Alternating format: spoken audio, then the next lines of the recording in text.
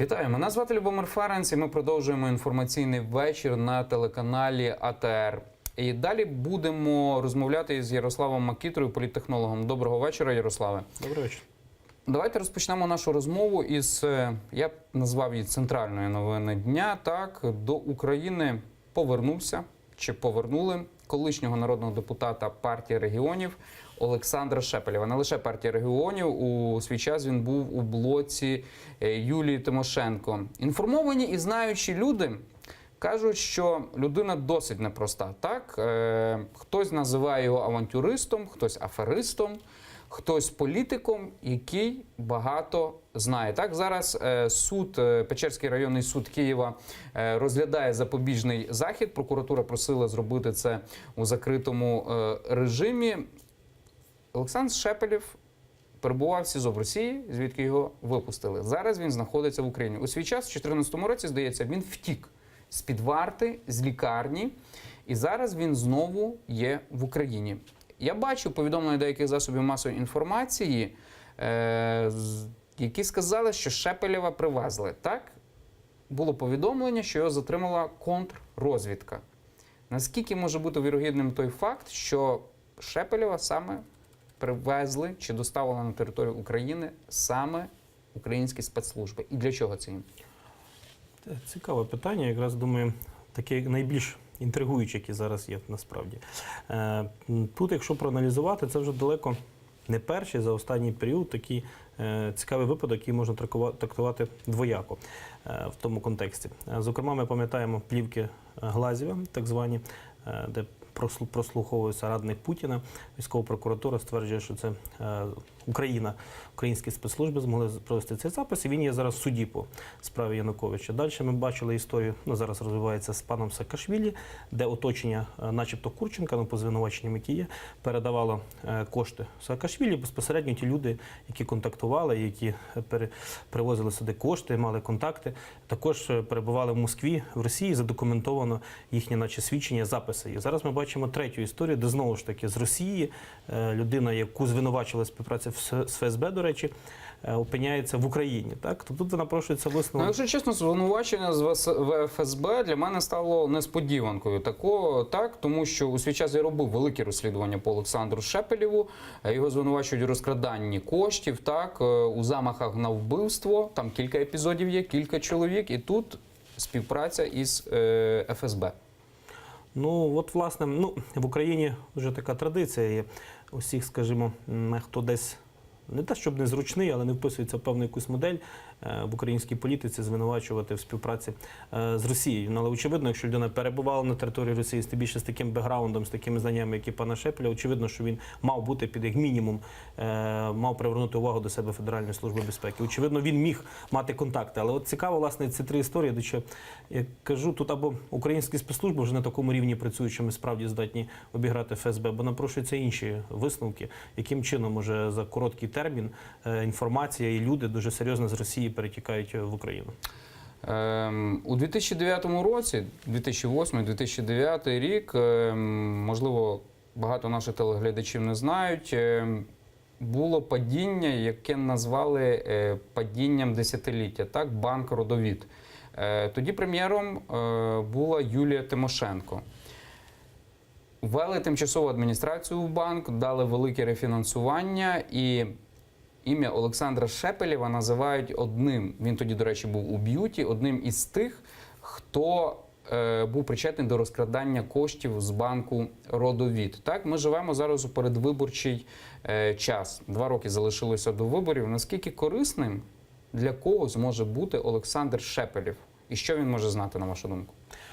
Корисним він може бути для багато кого, тому що окрім зв'язків з Батьківщиною можна говорити, з БЮТ можна говорити про його також контакти, які були вже з владою, яка була після Юлії Тимошенко, зокрема, партія регіонів. Партія регіонів, так.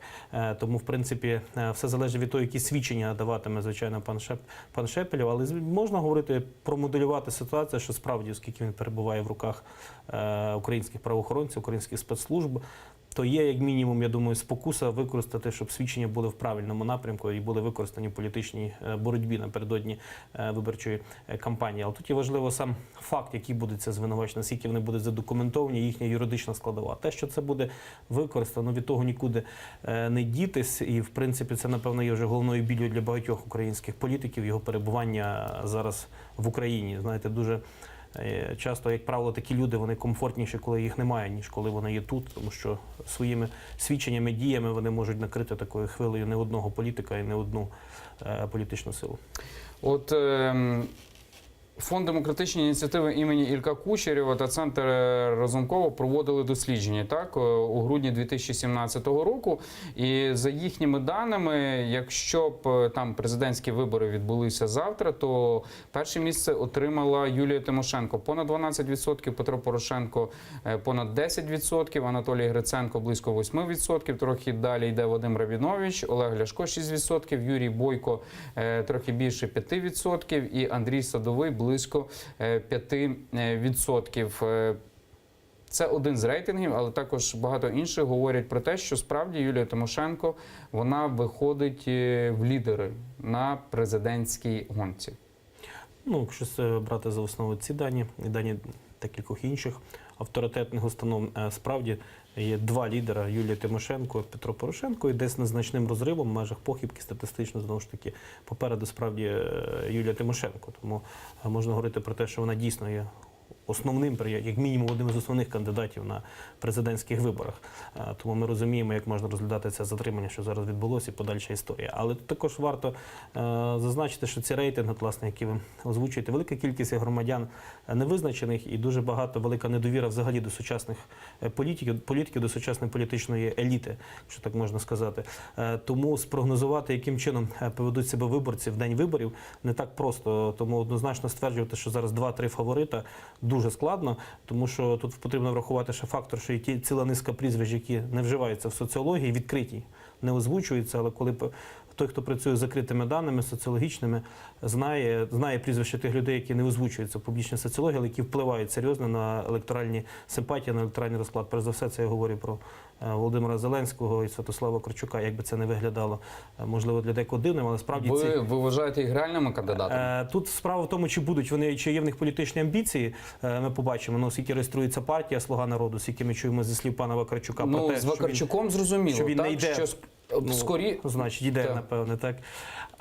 Тому, власне, партія Зеленського є, вже зареєстрована, є такий факт. Але це не жарт, на вашу думку, чи все-таки реальність? Знаєте, воно спершу виглядає як жарт, але якщо працювати з даними, з опитуваннями і справді моделювати ту ситуацію, то цей жарт абсолютно може перерости в серйозність. Тому що, як би це не звучало, знову ж таки, повторюсь, дивним, такі тенденції, така ситуація є. Це вся запекла політична боротьба з використанням великої кількості компромату, коли перевагу бере, власне, мінусові технології, а не плюси, призводить до того, до загальної зневіри, загальної недовіри до всіх політиків, до сучасного політичного істеблішменту. І тоді на такому тлі навіть такі персонажі, як Зеленський чи там Вакарчук, вони викликають, не те, щоб симпатію, а певно, новизну, для них не лягає весь цей негатив. І це може бути обіграно в виборчій кампанії, як основні кандидати, так і в ролі, ймовірно, різних технічних, все може відбутися. Тому зараз, власне, виходять з тих прізвищ, які ви зачитали, це не повна палітра, я думаю, тих, хто буде використовуватися в виборчій кампанії, і це дуже серйозно видозмінить результати на виході. А чим ви можете пояснити теперішній рейтинг Юлії Тимошенко? Номер 1, так? Тому що є різні дослідження, які, наприклад, це саме дослідження видання Vox Ukraine, яке називає Юлію Тимошенко найбільшою популісткою, так? І віддає їй номер 1, якщо говорити про висловлювання політиків. Напевно, 3 основні фактори можна визначити. Перший – це те, що Юлія Тимошенко залишається таким яскравим опонентом, опозиціонером діючої влади. Тобто, використовує, власне, соціальні гасла, в тому числі популістичні. Хороша в неї пізнаваність уже з певним таким бекграундом політичним серйозним. І це перша складова. Друга складова – це певна, хай не далеко не ідеальна, але тим не менше певна і партійна структура, яка є по місцям, і справді в неї є кадри на місцях, і люди, які там здатні десь організувати роботу. Це є другий плюс. І третій – це те, що саме її, як основного конкурента, сприймає адміністрація президента, очевидно, сам А президент. на вашу думку, якщо б вони не сприймали, то би було по-іншому? Рейтинг міг би бути інший, тому що, власне, сприйняття її основним конкурентом, відповідна інформаційна лінія, інформаційна політика дає змогу бути присутній Тимошенко постійно в інформаційному просторі, якщо не їй самій, то навіть в устах її опонентів. Звичайно, це створює її образ головного опонента. В тому може бути, як і певний там десь страх ірраціональний, але є і певна логіка, тому що справді в другому турі, ну, скажімо так, якщо не найзручніша Тимошенко, то в принципі це той кандидат, якого може перемогти Петро Порошенко. Ну, і боротьба там буде дуже серйозна, тому що більш новіші, свіжіші фігури, вони будуть складніші для боротьби у другому турі. От люди називають імена політиків, так, коли їх запитують про майбутнього президента, за кого би вони проголосували. Однак також той самий фонд Ілька Кучерєва, демократичні ініціативи, він запитувався, чи потрібні нові лідери. Так, у грудні 2016 року робилося опитування, і понад 61%, близько 62% сказали так. В грудні 17-го вже 67% сказало так. Отже, і все одно називають старих політиків. В українців коротка пам'ять, чи тут просто незрозумілість у самих соціологічних дослідженнях? Тут дві складові. По-перше, якщо ми говоримо про рейтинги кандидатів, то яким чином відбувається опитування, прізвища вносяться в список і ставляться людям. І тільки є графа «ваш варіант». Тобто, звичайно, є громадяни, які не називають жодних з переліків, називають свій варіант. Але коли б в цей перелік були внесені інші прізвища, про що ми, власне, говорили трішки раніше, то інші були б цифри. Це така, якби, перша складова. І друга, що громадяни, знаєте, виборці дуже по-різному розуміють це слово нові політики, що мається на увазі. Цей же Вакарчук був депутатом також, так же ж, і брав участь в різних політичних акціях. Але був, так. Навіть в ту категорію нових, як це би дивно не звучало, якщо провести особливо цей фокус групи, показує, потрапляє лідер «За життя» Рабінович. Ну, тобто вже людина скільки років в політиці і навколо політичний процес, але тим не менше для виборців, особливо Південного Сходу, він асоціюється з чимось новим. Навіть попадає в запит нових Гриценко Анатолій, який скільки років вже в політиці. Але він не був на ключових посадах, всі ці люди не були на ключових, на головних, це президент, прем'єр. Але Юлія Тимошенко була на ключовій посаді, прем'єр. Але в неї запаси не є електоральні. Тут ми дивимося зараз плюс, так, 12 там рейтинг, які рейтинги, а ось, власне, антирейтинг, тобто ті, хто за жодних обставин не проголосує. Тобто Тимошенко дуже серйозний антирейтинг, і запас електоральний невеликий. А в таких політиків, там, як Гриценко, навіть цей же Рабінович, і поки що не політиків, Вакарчук, там, Зеленський, чи можемо продовжувати, у них, власне, оцей запас електоральний, він досить таки великий. Не така велика кількість громадян, які не проголосують за жодних обставин. А тому це дозволяє у випадку грамотної виборчої кампанії при певному збігу обставин і серйозних ресурсах боротися за серйозний результат. Коли ми говоримо про політичні партії, так, якщо б парламентські вибори відбулися у грудні 2017 року, найбільшу підтримку отримали б та сама «Батьківщина» Юлія Тимошенко 11%, на другому місці йде «Блок Петра Порошенка. Солідарність» 9% і, на моє також особисте здивування, «За життя» партія, так? Далі йде громадянська позиція, «Самопоміч», «Опозиційний блок» достатньо високо. На вашу думку, от в чому полягає феномен тої ж самої «Батьківщини»? Так, була «Бют», тепер «Батьківщина», дуже багато соратників від Юлії Тимошенко відійшло. Тобто провладні партії, з провладних партій є тільки одна досить високо, так, БПП. Ну, там «Самопоміч» це в опозиції, але в той самий час і досить високі показники показують «За життя» і «Опозиційний блок». З чим це пов'язано, на вашу думку?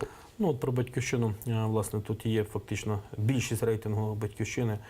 Це безпосередньо підтримка самої Юлії Тимошенко, і це її напрацювання такі особисті політичні, знову ж таки наявність партійних осередків, які на тлі інших партій десь виглядають більш-менш тобто люди нормально. Про них чують і знають, так? Чують, знають, тим більше на місцях є дуже багато партійців, які вже роками перебувають в партії «Батьківщина», їх знають там особисто і так далі. Ну, Юлія Тимошенко, скільки вже виборчих кампаній провела, 2 президентські, скільки парламентських і так далі, звичайно, це пізнаваність. І той факт, що вона зараз є в опозиції, не асоціюється з тими негараздами, які є зараз, а пам'ять у виборців, ну, така мислення йде тим, що зараз і що буде, буде, не так вже сильно згадується, що було, в сенсі тому, що Юлія Тимошенко неодноразово була при владі.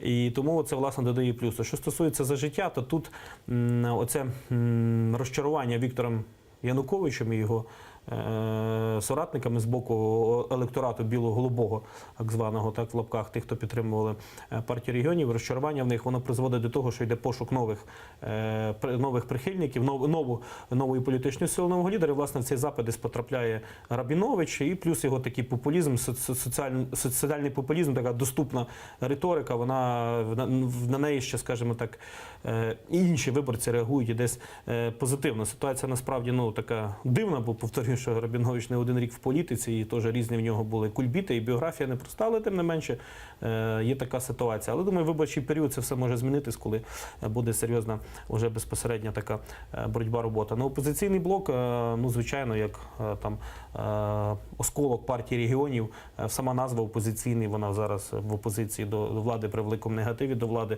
дає плюс. І серйозні там ресурси, серйозні олігархи стоять за ними, серйозні фінансові, медійні ресурси, вони дають змогу також бути присутніми в інформаційному полі і так далі. І це тримає їх десь на плаву. Зараз також почали піднімати журналісти у своїх публікаціях питання, з ким чи самі піде на вибори блок Петро Порошенко, так? Партія Петра Порошенка, і вони часто стараються домовитися з Народним фронтом. Так? Інша проблема є в Народному фронті. Рейтинг довіри є дуже низьким, нижче 1%. Наскільки є реальним об'єднання, так, Народного фронту з БПП, і якщо є реальним, то що це дасть? В тій ситуації, на якій ми зараз є, враховуючи той факт, якщо вибори відбудуться строкові все-таки, і по тому графіку, який передбачений законодавством, то спершу ми побачимо вибори, очевидно, навесні президента, і вже восени безпосередньо вибори в парламент. Тому той факт, що, власне, спочатку вибори президентські, десь не стимулює об'єднуватись політичні сили різко навколо одного десь кандидата, тому що дуже серйозна палітра, вона зміниться вже безпосередньо після виборів президентських, залежно від того, хто переможе, хто програє. Ось це, власне, якби цей фактор, плюс великий рівень недовіри до влади, великий негатив, він не спонукає провладні партії десь об'єднуватися, а радше грати одна десь проти одної, перекидати відповідальність один на одне. Це ті фактори, які негативні для об'єднання БПП і Народного фронту. І знову ж таки, зараз ми бачимо самостійну гру десь Народного фронту з Гройсманом безпосередньо. Це можна по цілій низці меседжів і дій прослідкувати. Але в той же час є і речі, які спонукають об'єднуватися, тому що фактично важко зрозуміти, як Народний фронт може, принаймні в тій іпостасі, які він є зараз, прийти в парламент, тобто потрібні якісь надто кардинальні дії. А є зараз розподіл повноважень, є зараз владні, фінансові ресурси, доступ, так далі, так далі. Ціла низка зараз процесів, етапів, для того, щоб в них триматися, бути присутніми, мати вплив, Народний фронт, звичайно, змушений контактувати і бути в хороших відносинах з БПП. Тому що по-іншому може рухнути просто провладна коаліція, провладна, хай вона і зараз не є, фактично її немає там де-юре. Де-юре вона, верніше, є, де-факто її немає. Але тим не менше, якщо буде повний розрив, то це може призвести до строкових виборів, втрати влади уже зараз, а кожен день він фактично має свої плюси для певних бенефіціарів тої чи іншої партії. І тому, якби оця боротьба, намагання вижити в тій ситуації, яка буде, яка чекає в 2019 році, того року виборів тотальних, вона відіграватиме головну роль в тому, чи зможуть ці партії об'єднатися, чи ні.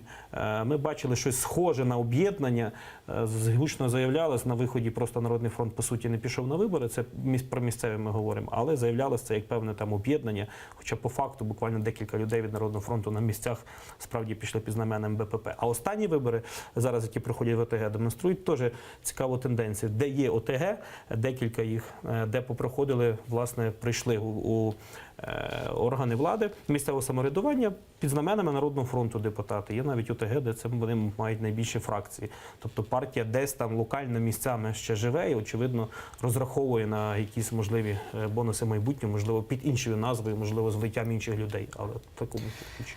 Михаїл Саакашвілі, так, якщо влітку минулого року його включали в рейтинги, однак він в п'ятірку найпопулярніших політиків в Україні не попадав, то згодом після літа його вже взагалі різні соціологічні служби почали не розглядати як серйозного гравця, наскільки його шанси реальними є. Так, він зараз досить активний. Знову відновилися марші.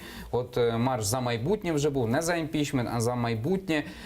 Наскільки серйозним гравцем з своєю політичною силою може бути Михаїл Саакашвілі? Ну, Якщо на нього увагу вже навіть соціологічні служби не звертають, різні центри. Ну, там дуже часто його немає взагалі в рейтингах, навіть інколи, правда, як ви кажете, не звертають, а інколи він просто не набирає відсотка і йде просто в списку інші партії. Тому його немає безпосередньо цієї партії в переліку. А наскільки шанси? Ну, шанси для якоїсь самостійної гри, принаймні в тому складі, в якому зараз є команда Михайла Саакашвілі, навряд чи можна говорити про серйозні шанси увійти чи в парламент, там, чи так далі. Можливо, десь на місцевих там виборах різних локальних це може відбутися, але в всеукраїнському масштабі це складно. Це потребує серйозного партійного кадрового оновлення і зміни підходів. Але сам фактор Саакашвілі, він дуже такий важливий в українській політиці. Він буде відігравати ще дуже довго свою роль, тому що дуже мало політиків такого штибу, так, які здатні на такі досить такі радикальні кроки, такі в політичній боротьбі. І фактично це створює спокусу, скажімо так, для багатьох гравців серйозних, як і політичних, так і фінансово-промислових груп, для того, щоб використовувати цей фактор як безпосереднім впливом, так десь і використовуючи вже безпосередні дії Саакашвілі, для того, щоб впливати на політичні процеси. Тому він буде ще присутній у українській політиці, відіграватиме певну роль. Але, знову ж таки, ми бачили буквально сплески, коли були там серйозні якісь дії проти нього, це викликало певний сплеск інтересу. Тому, якщо влада знову здасться до якогось серйозного такого радикального тиску на Михайла Саакашвілі, і при тому він зможе згуртувати, змінити команду, притягнути до себе більше людей, це може він і також втрутитись навіть там певні розклади уже безпосередньо парламентські вибори, тим більше пам'ятаючи, що спочатку будуть президентські. Тому ще рано його списувати повністю з рахунку, але те, що поки на самостійну гру, навряд чи на даному етапі він може розраховувати. Зараз найбільша інтрига також полягає у тому, чи буде балотуватися Петро Порошенко на другий термін, так? Я не думаю, що це вже є інтригою. Очевидно, що буде балотуватися. Буде, так? Звичайно, тому що це логіка така політичного процесу. Завжди, звичайно, про вступ у виборчу кампанію потрібно заявити вчасно, правильно, для того ціла низка підготовчих речей ведеться. Тому зараз зарано президенту заявляти про те, що він балотуватиметься. Але очевидно, що таке рішення прийнято, очевидно, що формуються команди під задачі і так далі. Також багато говорять про антикорупційний суд. Перед вами у нашій студії була Олександра Дрік, так? Вона представляє громадську організацію «Декларації під контролем», і вона сказала, що за ніяких умов Петро Порошенко він не запустить антикорупційний суд, про який дуже багато говорять, до 2019 року, тому що йому це невигідно. Погоджуюся, напевно, з тим, що це невигідно Петру Порошенку, принаймні в такому форматі, як це нам озвучують наші західні партнери України. Але я не думаю, що тільки проблема в одному Порошенку, і це невигідно безпосередньо Порошенку. Це невигідно всій політичній еліті сучасній. До речі, не тільки і його соратникам з інших партій, але в тому числі і опозиціонерам, і тим, хто себе бачить в майбутній владі. Тому що створення незалежного антикорупційного органу, незалежно від впливу еліти політичної в Україні, бо в принципі незалежний він навряд чи буде, звичайно, не несе нічого хорошого для наших політиків. Зокрема, створення НАБУ, вони вже на ньому фактично попалились, так, бо був очевидно розрахунок, створимо там орган, де якось далі все рішимо, як завжди, по старинці. А виявилося, що все-таки, напевно, самостійну гру в Україні цей орган здатний, і це створило дуже некомфортні життя багатьом депутатів з різних фракцій, не тільки депутатів, взагалі нашому політику, чиновникам. Тому, звичайно, антикорупційний суд він не є вигідний. І тут більше того, формально президент може домогтись, навіть, в принципі, він ініціював, подав законопроект, і може домогтись його створення. Але боротьба основна йде на тому, який буде формат контролю над ним.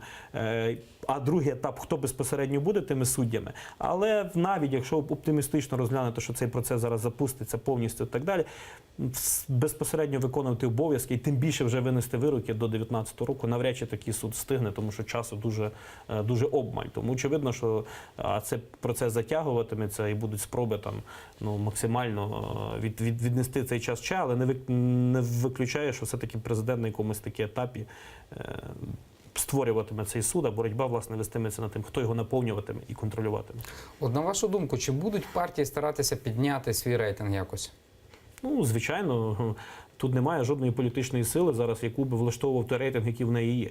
Будь-яка політична сила, вона зараз має не дуже високі позиції і при різних обставинах ці рейтинги можуть обсипатись фактично. Тому, звичайно, що кожна політична сила, вона докладатиме максимум зусиль для того, щоб цей свій рейтинг підняти. Але поганим є те, що зараз вже можна говорити про цю тенденцію, що все-таки більше увага пішла зараз не в позитивній історії, а в історії мінус проти конкурентів, і тому компанія буде дуже серйозна з точки зору викиду компромату, і ми це зараз вже бачимо. Декларації оприлюднені. На що ще чекати? Так? От компромат фактично вже зараз видно. Хто, що і як. І скоріш за все, ці декларації будуть використовувати перед виборами, так? У той чи інший спосіб. Так, не тільки декларація, зараз взагалі відкриті реєстри власників фірм, власників майна і так далі. Зараз основна боротьба, хто грамотно використає цю інформацію, яка є вже фактично в вільному чи напіввільному доступі. Це якби перша частина складова. Тобто недостатньо мати інформацію, треба вміти і мати ресурс, як нею скористатися. Тобто це одна складова цієї боротьби. А інша – це, звичайно, пошук додатково іншого компромату, можливо, там і в особистому житті, і в минулому, і так далі. Тому це така нехороша, насправді, тенденція. Якщо перша частина ще добра, тому що можна говорити, там, що це компромат чи мінус, але якщо це правда, інформація дійсно така є, там, з джерел відкритих так далі, то дуже використання її, не думаю, що можна знайти в цьому плюси, бо насправді всі побачать, хто і хто, так? Але от, власне, куперсання десь там в минулому і повний там набір брехні, це вже, звичайно, негативні речі, які дуже серйозно стратегічно впливають взагалі на довіру до влади, до тих, хто обирається. Тому що, знаєте, коли мислити категоріями вибори завтра і за будь-яку ціну їх виграти, дуже часто потім після такої перемоги багатьох політиків тільки починаються проблеми і починаються справжні негаразди. От зараз ми не бачимо проблем у коаліції. На вашу думку, перед виборами вони можуть виникнути чи ні?